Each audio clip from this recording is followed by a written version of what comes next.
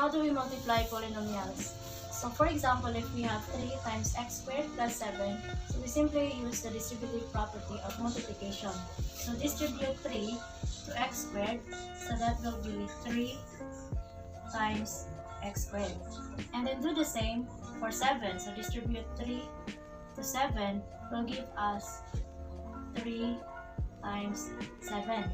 After that, evaluate 3 times x squared is 3x squared, and 3 times 7 is 21.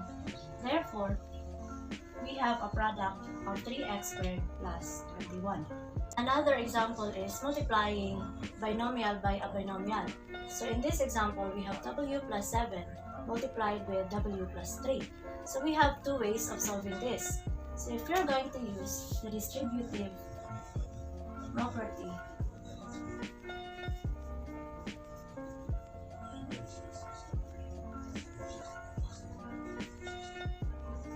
so what we're going to do is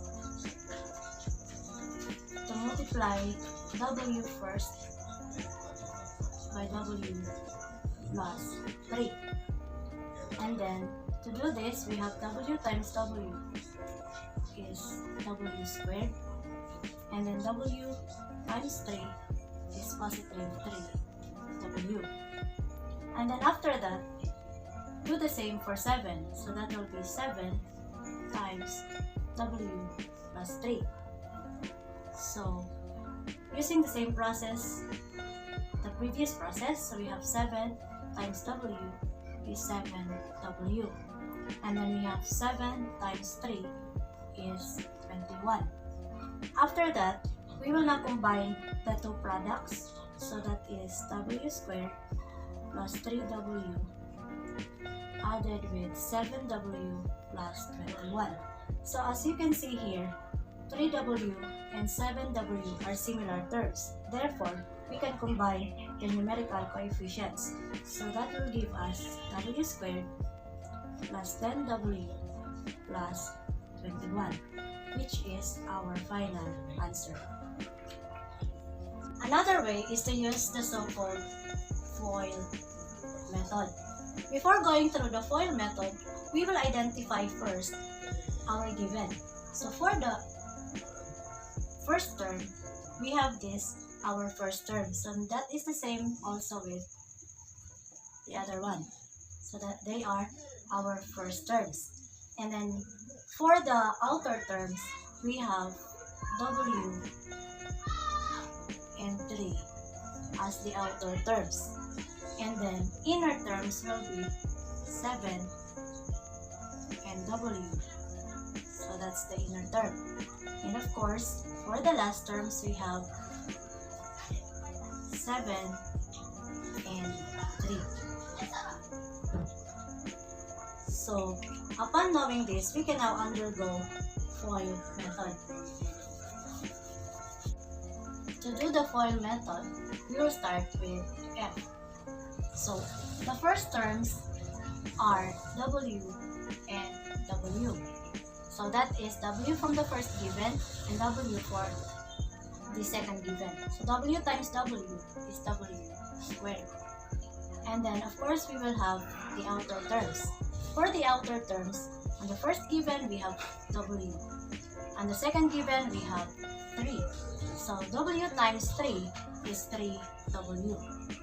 And then we have the I, which stands for the inner term. Now, inner term in the first given is 7, while on the second given, we have w. So 7 times w is 7w. And then finally, we have the last terms. So for the first given, we have 7, and on the second, we have 3 as the last terms. 7 times 3 is 21.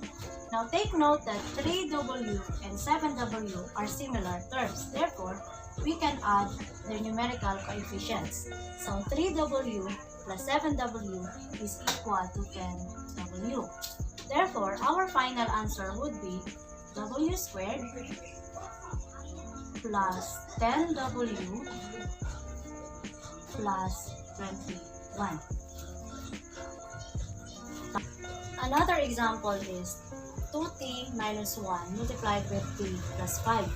So using the distributive property, we will start with the first term, which is 2t. We will distribute this with our second given, t plus 5. So that will give us 2t times t is 2t squared. And then 2t times 5 is positive 10t. Another given on the first is negative 1. We will distribute it again with t plus 5. So that will give us negative 1 times t is negative t. And then negative 1 times 5 is negative 5. So adding our partial products, we have 2t squared plus 10t minus t minus 5. Now take note that 10t and negative t are similar terms. Therefore, we can combine the numerical coefficients.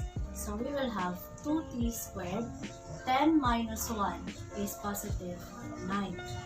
So that is 9t minus 5. And this is now our final answer.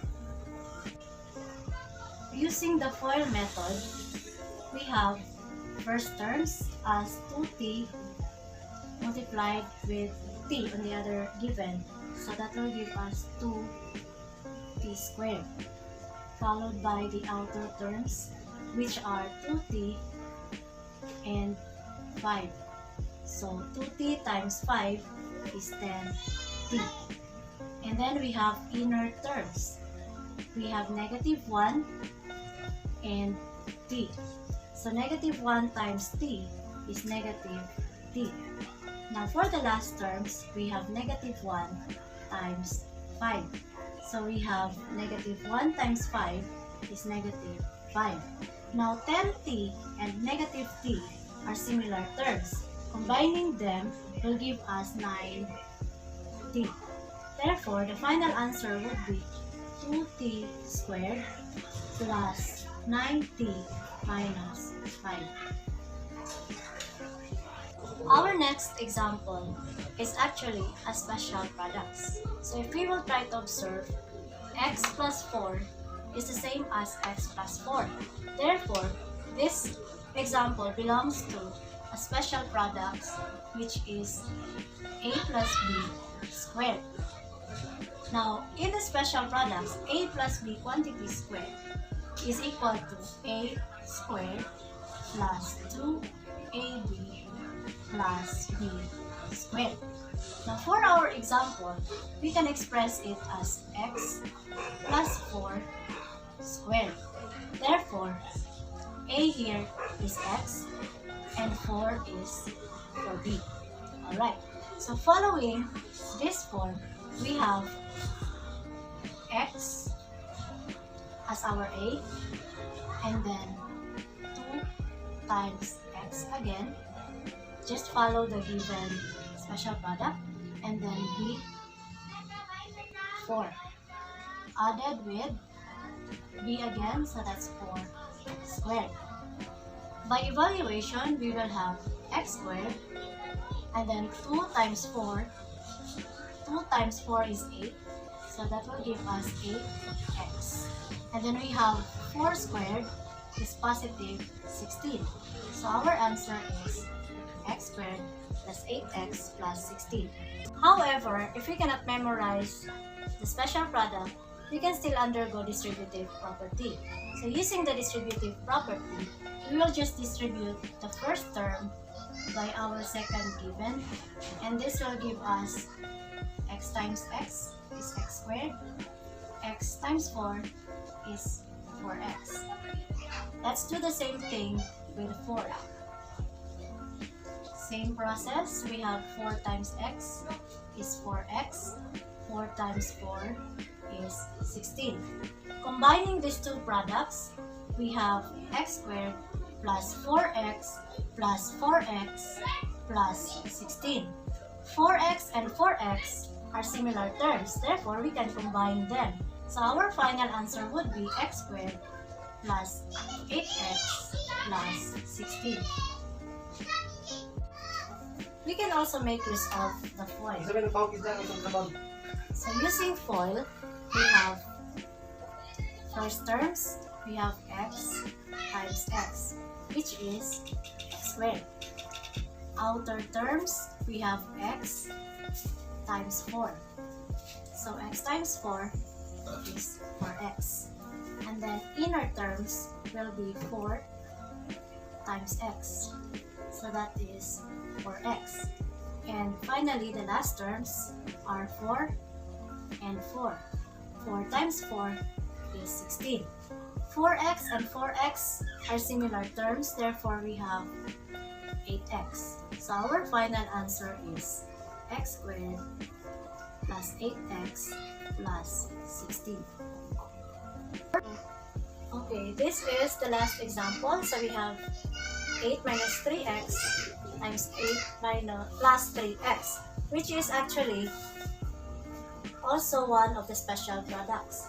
So this is actually a plus b minus b times a plus b, which is by the special products will give us a squared minus b squared. So if our example is 8 minus 3x and 8 plus 3x, we will have a equals 8 and b equals 3x. So following these special products that we will have 8 squared minus 3x squared.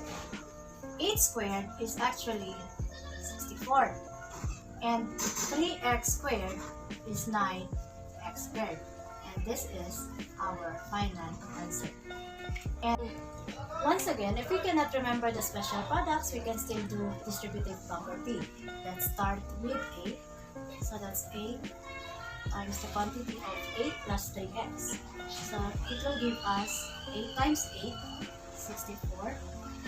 8 times 3x is positive 24x. Let's do the same thing with negative 3x. Multiply it with 8 plus 3x will give us negative 3x times 8 is negative 24x. Negative 3x times positive 3x is negative 9x squared. Combining these products, we have 64 plus 24x minus 24x minus 9x squared. Now 24x minus 24x is 0. So therefore, our final answer is 64 minus 9x squared. FOIL can also be used in this problem.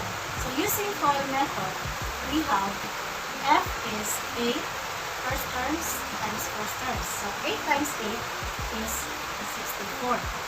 Now outer terms are 8 and 3x. And 8 times 3x is 24x. Now for the inner terms, we have negative 3x and 8. Negative 3x times 8 is negative 24x. Last terms are negative 3x and 3x. Multiplying them, we have negative 3x times 3x will give us negative 9x squared. Now 24x and negative 24x are similar terms, but combining them will give us 0 because that is 24 minus 24. So our final answer would be 64 minus 9x squared.